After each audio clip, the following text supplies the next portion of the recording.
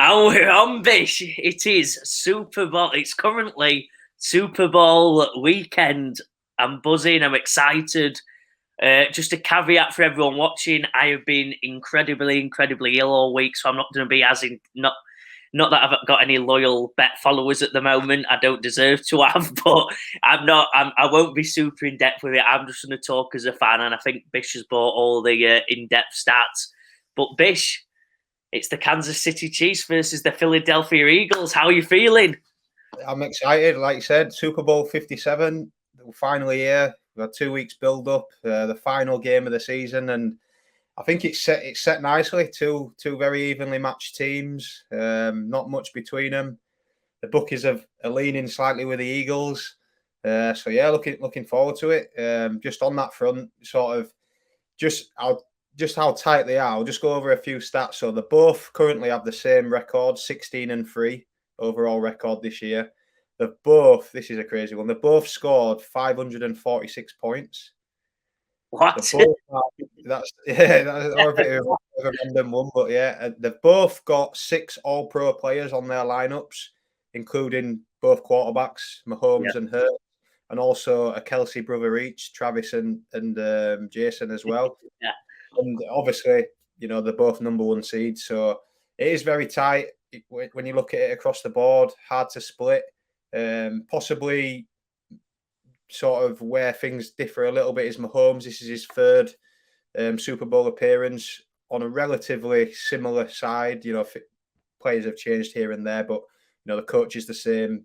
Majority of the players are the same. The Eagles obviously winning in 2018. They're back here, but it's a totally different side, different coach. So that'll be interesting. And they've both come a long way. Early season doubts. The Chiefs get rid of Tyreek Hill. Everyone's saying, the offense, what they're going to do without Tyreek Hill. And that, to me, I think they've got better, which, says a lot because, we know how good Tyreek Hill is. And the Eagles, after getting thumped in the playoffs last year by the Bucks, everyone was saying, Hurts, is he the guy? We don't believe in him, and he's been phenomenal this year. So yeah, the scene's set. Super Bowl 57 in Arizona. The Chiefs actually kicked off the season in Arizona with a 44-21 win against the Cardinals. So can they finish the season with a win and lift the big one? So yeah, how are you looking at it, Joe? Yeah, I love. I think I've mentioned the show before, but the Kelsey brother podcast that they do. They've both been at it all week on the podcast. Obviously, I'm hoping one day they shout ours out once we once we get it on, Bish. But yeah, I'm excited. The Kelsey brothers, I'm big fans of them both. You've obviously got the centre, Jason, who is just a character. We've actually brought him up on the rugby league side of the show with his outfits pre-game and just how he is as a person. We've got Travis, who's a bit more bling, a bit more splash, and that makes sense as he's probably one of the best receiving tight ends to ever have played the game, along with Rob Gronkowski. So you're talking about one of the best centers in his position, like one of the best tight ends. What a breeding line they've created. That mother and father, they created 2 of the best in the position ever. So brilliant. You've got one of the best quarterbacks ever. You've got one of the best rushing quarterbacks ever. You've got AJ Brown, who's just an unbelievable wide receiver. You've got Devonta Smith, one of the upcoming top wide receivers in the game. So you've just got, like you said, you've got brilliant players everywhere. I'm really excited. Like you said, number 1 seed, the number 1 seed. It's probably the way it should have gone, and it's the way it has gone. And yeah, I'm ready for just an unbelievable game. And obviously, by the way the bookies have gone, it's going to be a close one, and that's what you want at the end of the day, isn't it, Bish? Yeah, that's it. An exciting game for everyone to close the season. And yeah, it's one of those funny ones, isn't it? The Chiefs with the experience, the Eagles pretty much have been dominant all year, and 2 contrasting styles, I'd say, as well. The Eagles very heavily focused on running the ball, and that sort of sets up everything for Jalen Hurts and the offense with that run pass option. So and obviously we know what Mahomes is just electric and seems to spread the ball around his targets. Obviously, the favourite one being Travis Kelce there across the middle. So I'm sure he'll get plenty of work Sunday evening. But yeah, looking forward to it. It should be a hell of a game. Yeah, before we get into it, I'll just give the spread. It's like you mentioned, Bish. The Eagles are -1.5 favourites, and the over/under the game is 51 points. So as we talk through it all, we're actually just gonna do this a bit different. We're gonna go through the game and give you some keys, give you who we think's gonna win MVP. As we talk through it, just keep that in mind, and it will give you a bit of an indication of what we're talking about. But let's get into it, Bish. The keys to the game. Where you said you've brought up some brilliant things, which I'm dying to hear it. You always come with the best research, so yeah, take us through. I think for the Eagles, it's as we've just spoke about there. It's can they all season they've been pretty dominant really, and they've led in games, which has allowed them to. The basis of their game is to run the ball effectively. We've talked about Jason Kelce. He's not just the average centre. He's out there blocking and making huge blocks downfield for players as well. So he does an awful lot of work in that game, and just how they beat the Niners. Well, how effective they were against the Niners, who were up there with if not the best, definitely top 2 run defenses in the league. And Gainwell and Sanders were just making big runs just off that run pass option. Jalen Hurts just holding the ball slightly, and Fred Warner, the middle linebacker for the Niners, he was just, he couldn't pick whether it was the running back, whether it was Hurts who was making the runs, and they just gashed him up the field. And I think that's what they're going to have to do, for this one.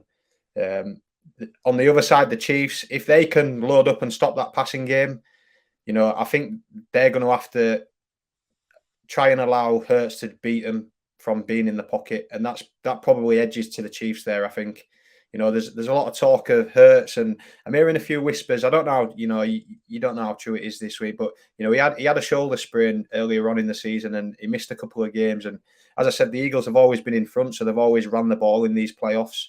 So we don't really know how good that shoulder is. So can he throw it deep? They are sort of stacked. You can pick your poison with the Eagles. They've got the run game, but as you spoke about, they've got AJ Brown, Devontae Smith, Dallas Goedert. So they are stacked on offense, and they can pick the poison at times. So I think that's going to be key for the Chiefs, stopping the run and forcing Hurts to throw. And then looking at the Eagles, how on the other side of the game, I guess it's bringing pressure on Mahomes. I think it's 4 weeks now since he had that high ankle sprain. He did remarkably well, obviously 2 weeks ago. To talk of you just looking at him, he was struggling. He fair play to him. He absolutely gutted it out. But just the mark of the man as well.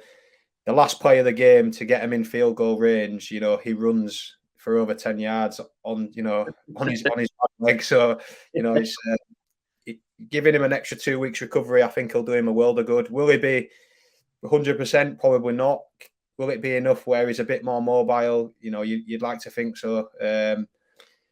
But we saw Hassan Reddick absolutely wreck the game for the Niners. And can he do the same this week? I think that's the big key. It's Travis Kelce. I don't think you can stop him. Can you limit him? I think that's the goal really. Can you limit Kelce's impact on the game, and Mahomes try and use other players really? Juju, he actually went down to, I think he had like his 4th and 5th string wide receivers in that Niners game. Juju, he is fit. How fit, I'm not sure. McCall Hardman is on injured reserve. So I think they'll lean a little bit on Pacheco, the running back. He's been more prominent in the sort of back end of the year. So we'll see how it goes. I think it's all about how the game starts for me. If the Eagles start well and can get a lead, obviously they run the ball a lot. That sort of dictates the time of possession. I think we can see them grind it out. And then if the Chiefs start hot and take a lead, it's going to be interesting because we've not seen the Eagles play from behind very often this year. So that's one to look at, really, I think. And see how it goes. Yeah, I think my major key is just keep your eye on Travis Kelce. I believe the reports coming out that it'll be CJ Gardner-Johnson on him. So if CJ can stop or help, like you said, I don't think he'll be able to stop Kelce, but can he slow him down? Can he stop a couple of receptions? I think that will be my major key to the game. So keep your eye on Kelce, watch his routes. Is he open? Is he not? And that will probably dictate how well the Chiefs do throughout the game.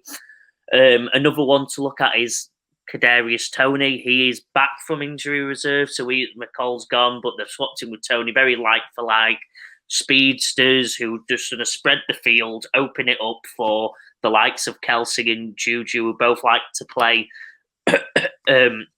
more close to the quarterback, more in tight. And Kadarius, you'll just see him zooming down like Tyreek used to on the team, just running straight down, creating some chaos deep and keeping them cornerbacks and safeties healthily back rather than in close to where Kelce and Juju will be. Another one will be, I think that if you love the NFL and if you like to get more in depth on the NFL, you've got to look at Philadelphia Eagles' defensive line versus Kansas City's offensive line. The sack game is what it's all going to be about for me. Like on both sides. Bish, I'm going to steal your stat. Actually, you might be mad at me for this, but this is a Bish stat. Actually, I'll just give you credit before I say it. Both of these teams are number 1 and 2 in sacks. So you're going to see these lines going at each other. It's going to be a car crash. It's going to be probably rugby style where they're just getting into each other. They're both very aggressive, both very physical lines. And if you like seeing a bit of physicality, which you might not get, you know what I mean, as the English fans, as you might not think the game is, that's where you're going to see it on that line when both teams are trying to block these monsters of men running at full pace at you. And I think whichever one is the most successful will have a big indicator as well into who's going to have success in the game, Bish. Yeah, I agree with you there. Just on that stats, the Eagles 69 sacks on the season. The Chiefs are second with 55 sacks. So yeah, Chris Jones is causing havoc, and Rasan Reddick for the Eagles as well. So yeah, it's going to be interesting. And just a little bit I want to speak about the Chiefs as well. They're a very young backfield, so they've got a lot of rookies playing in that backfield, and they generally play cover 2 and drop deep. So which means they've got 2 safeties playing over the back. So they've got your cornerbacks, and then you've got 2 safeties who sort of just cover the back of the field. So obviously, when the Eagles sort of run the ball a lot, it's going to allow a lot of space. So do they commit and come down and sort of try and stop the run, add extra defenders in there, which then leaves your AJ Brown, your Devontae Smith sort of one-on-one? Or do they keep what they do and keep those defensive backs, spread, which then allows underneath for, probably what I look at for my bets and what I've tipped up throughout the year is your tight end, then Dallas Goedert, just across the middle sort of opens that up. So that's what I'm looking at. Dallas Goedert. I'll probably go into a few tips that I'm looking at betting wise here, and Dallas Goedert is one for me. He's sort of he's been key. He's a bit similar to Kelce in that he's Hurts his safety blanket. I think across the middle he's a big body, great receiver. His success catch rate on the season is 94%, so he's pretty reliable. If the ball goes to him, he's catching it. 9 times out of 10. So yeah, so I'm looking at that, and if they do stay back and stay in that cover 2, I think Devontae Smith comes into play. He's very sharp, very electric, and I'm liking him for a touchdown, anytime touchdown. I think you can. Last time I checked, it was 7-4. You can nick that one for. So I'm liking him there. And just as we spoke about on the ground, Kenneth Gainwell. So Miles Sanders has been the leading back throughout the season, not averaging. He totaled over 1,200 yards on the season and was the main man. But in the playoffs, it's flipped slightly, and now Kenneth Gainwell has sort of took that lead. Well, yeah, took that lead role really in terms of he's on 160 yards in the playoffs to Sanders 132, and that's on 2 less carries as well. So his prop line, his rushing yards line, is over 19.5 rushing yards, and I think that's a great number there. He's, like I said, in the first game against the Giants, he got 112 yards, and then in the second against the Niners, he got sorry, just looking at my notes, he got 48 yards. So he's covered both. I think that number's low, as I said, because Sanders is the main man really, but Gainwell sort of took that role on, and as I said, that run pass option it leads to explosive plays, because if that linebacker misses the read, you know, and that offensive line can produce those blocks, it's a 10-yard play every time. So we don't need many of them. Well, we need 2 of them, you know, and we've got it there. So that's what I'm looking at. I've sort of focused Eagles, and I think that sort of shows where I'm leaning really, because I just think they're a bit more predictable in what they do. Just going back to Dallas Goedert, and just to back that up a little bit more, the Chiefs on the season against tight ends, they average 4 catches. The average give up is 4 catches for 46.9 yards. And Dallas Goedert's lines are 4.5 on his receptions and 48.9 on his receiving yards. So they are right there. Obviously, the book. This is a big one. The bookies do their own work here. They know what they're doing. So, but I'm going to take that on just because in the playoffs, in the 2 playoff games, Goddard has been at 5 receptions in both games, which would cover the over 4.5 line. And his receiving yards in that Giants game, he had 58 receiving yards. Against the Niners, he only had 23. But that was a tough game, and sort of didn't Brock Purdy out. Obviously, they didn't have the offense to try and test the Eagles, which meant they'd have to throw a bit more. Whereas I think the Chiefs will definitely do that. So those are 2 lines that I'm looking at really. And I've sort of focused all on the Eagles. So have you got anything for us, Joe, on the other side of the ball? On the other side of the ball, I think if we're going anywhere, you've probably got to look at Travis Kelce. I think you've just got to go. It's a very safe. It's not. I mean, I'm tempted, Bish, to go Travis Kelce over 2 receiving touchdowns.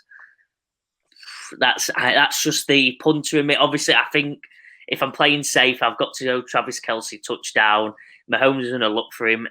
He's still. The news is he's 95% is the official percentage they've give, even though it's obviously they're just like saying stuff. But I think Mahomes is going to look for Kelce a lot and often. Some of the cornerbacks on the Philadelphia Eagles are like you said, are young, fast, and I think we'll be covering a lot of what the wide receivers do for the Chiefs. So I think it's up to Kelce to make them plays. I think you'll see some crazy plays, some unpredictable plays, as Andy Reid always likes to do. You see him doing the play last week where 2 weeks ago, where they ran in a circle and then lined up and then went straight. And I reckon you'll see a bunch of fun ones. The Philadelphia Eagles are a great defensive team, so I think they're going to pull out all the tricks to keep them on their toes. And I think Kelce over 2 receiving touchdowns, Bish, here. I'm going with heart here, Bish. Like I said, I've not had a chance to do loads of research, so I do apologise to the view, you know what I mean, to the show, to the Joe Me the Money loyalists, but to the 2. But I'm, but yeah, that's just the one off the top of my head. Other than that, I believe I just struggle with the running backs, Bish. I think that's where the lines are quite tempting. They're not as high as I thought they would be, but I think this is going to be Mahomes throwing the ball. So I'm also probably going to look at Kadarius Toney. I think he's explosive. He's going to do that Tyreek Hill role. If they're ever in trouble and they need a big yardage play, he's going to also look at Toney deep. And we know Mahomes can make that throw probably 9 out of 10, which is incredible. Most quarterbacks for the deep throw are about 5 or 6 out of 10. Mahomes is near the 8 to 9 out of 10. So I think if he needs it, as he did when they won the Super Bowl to Tyreek Hill, when he run the play to get out wide, and he as Mahomes always did, nails it. I think, Toney in terms of reception yards. I'll be looking there as well for the Chiefs side of the ball, Bish. Nice, yeah. He's sat at 28.5 reception yards there. So yeah, that's. I'm all over that. Yeah. So yeah, that'll be an interesting one. Yeah, I'm actually writing that down as we speak, Bish, because that is, I'm happy I said that. That makes me sound smarter without going into it. Yep. But now, Bish, I think we've given a lot of keys. We've given some little bets there, but it's time to where the money's made here, Bish. The Super Bowl winner. Who have you got? Super Bowl winner. He's took some thought, and I've been backwards and forwards, and I'm leaning the Eagles. I'm gonna pick the Eagles. Reason being what we've just said. I just think they can.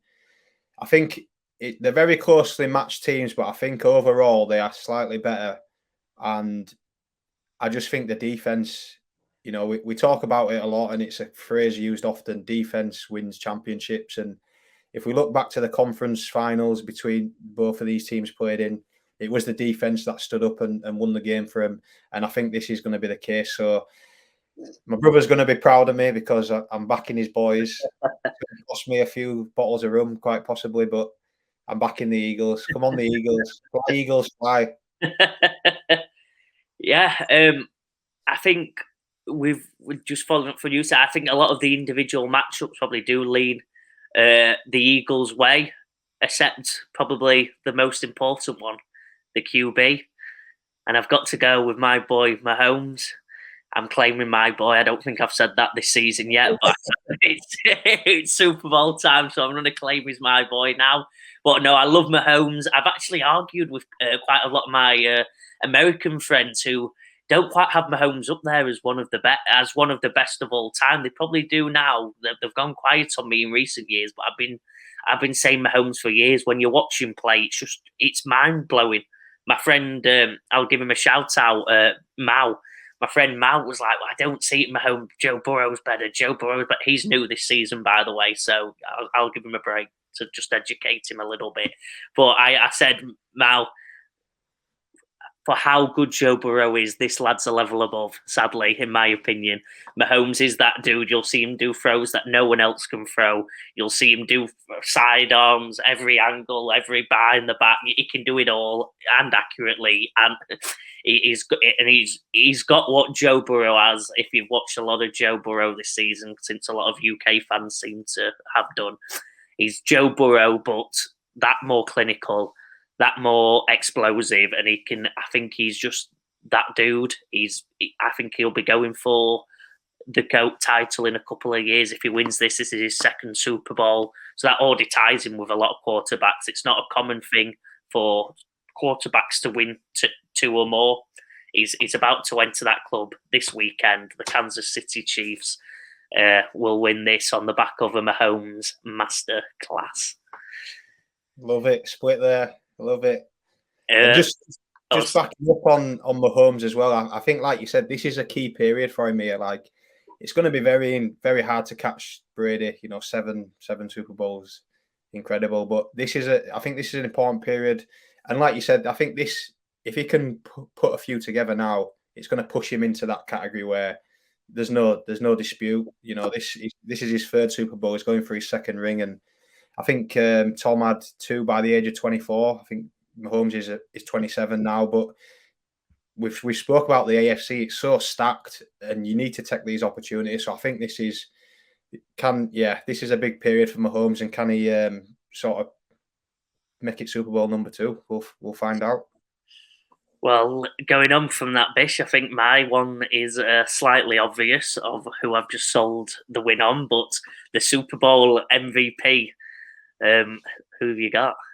So it's a bit of background. Obviously, this one, it's generally, we spoke about the quarterback into it. It's generally, and just to back that up, so the last 19 Super Bowls, 12 have been the quarterback MVP, 5 wide receivers, 2 linebackers. So 63%, it's the quarterback. So whichever side you pick. So obviously, I've picked the Eagles. Hurts for MVP. I think it's a weird one because the Eagles are favourites for the game, but Mahomes is, last time I checked, Mahomes was favourite for MVP, which obviously just doesn't add up. So Well, I think if I'm giving a quick explanation on that, I think it's that if the Chiefs do win, there's only one Super Bowl MVP. Where I think if the Philadelphia Eagles, there could be a couple of candidates, Bish, which you might take us through now. Well, I've had a look. So obviously we've talked about defense. Chris Jones for the Chiefs. He's been the sack master this year for them. He's at 74-1.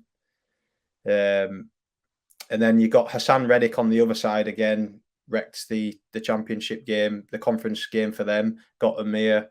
He's 41 to 1. So, like I said, it's heavily stacked. For me, where my money would be is, I know, so Mahomes' favourite is just over evens. He's 2.4, which I think is 6 to 4 fractions. And then Hurts is 2.72 decimals. So they're massively the favourites, as we talked about. But for me, I'm looking at Travis Kelce here. So he's 17 to 1. And I know we've talked about it's more than likely going to be Mahomes if it's the Chiefs, but I think Travis Kelce has everything. Like, he has that personality that people know about. He's a well-liked player. And if he can come up with a big game, if he knocks off those 2 touchdowns you're talking about, Joe, I think he's in with a great shout there. And at 17 to 1, it's not a best bet, but it's a little one that I'll have a couple of pounds on, I think, just one that interests me. But for me, as we talked about, I back the Eagles. I'm going to go Jalen Hurts for Super Bowl MVP. I like it, Bish. You've actually nicked my comment there. I was going to bring it back to my Kelce comment, but yeah, you've got it in before me. I'm like you said, you've got to look at Mahomes here. I think if the Chiefs do win, like I think they just will. I think it will be a close game, but I think they'll give it to Mahomes. But as I watched when Julian Edelman won MVP for the Patriots, when the Patriots couldn't get anything going. It was a close game against the, which I think it was against the Rams, wasn't it, when Edelman won the MVP?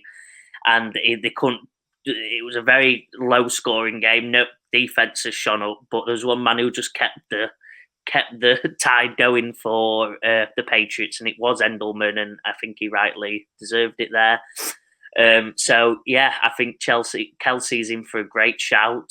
If the Eagles do stand up, if Reddick and the boys do start getting a load of sacks on Mahomes and you start panicking, and then Mahomes just keeps looking for Kelce for safety, for quick throws, and goes to his man and keeps moving the chains, as they say in the America world, which is obviously getting the 10 yards for another first down.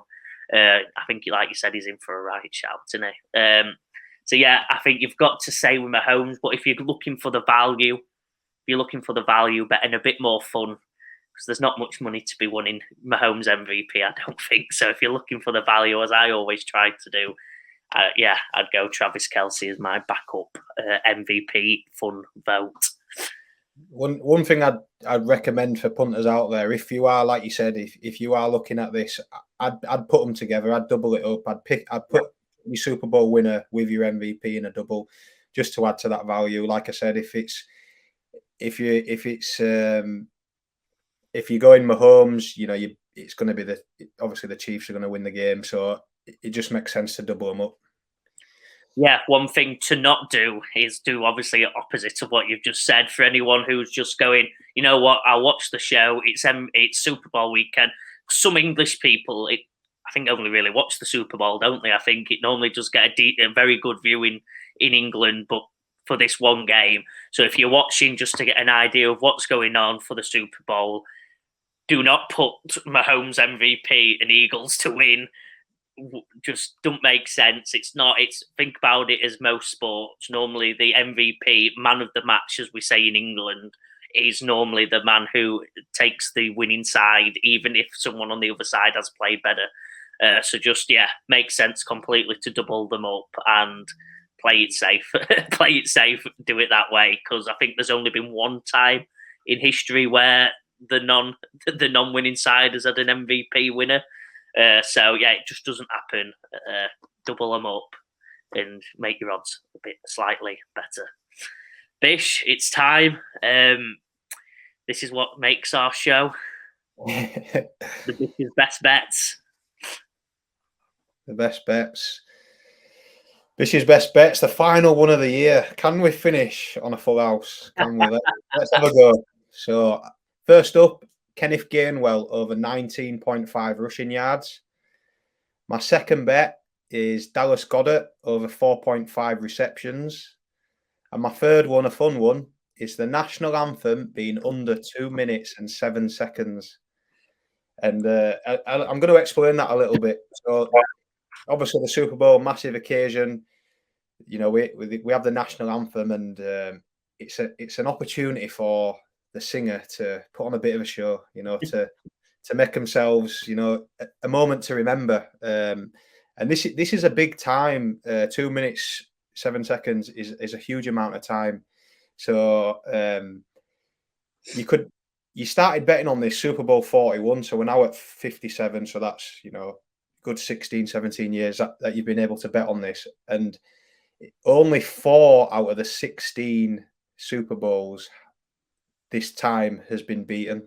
So 75% of the time, this is an unders bet. So taking the stage for the Super Bowl is Chris Stapleton. He's a singer-songwriter, guitarist. You know, I'm going to admit I don't know much about him. I've listened before I did this. I listened to a few songs, so I'm not sure he's going to hold those high, long notes that some of the those that have broke the time record have. Jennifer Hudson broke it. Alicia Keys broke it. They were 2 of the 4 that have recently.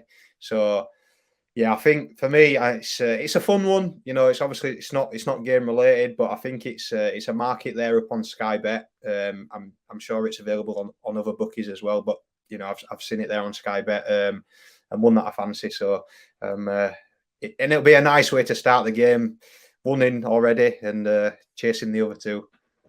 Bish, that's the best research bet I think anyone has ever done, and it's on the national anthem.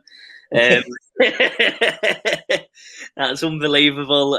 Bish, I think you'll get us another 100 viewers on the back of that. I might change the title of the show to National Anthem Overs Unders, and I think that's brilliant. That's so well researched. Round of applause, Bish. That's unbelievable.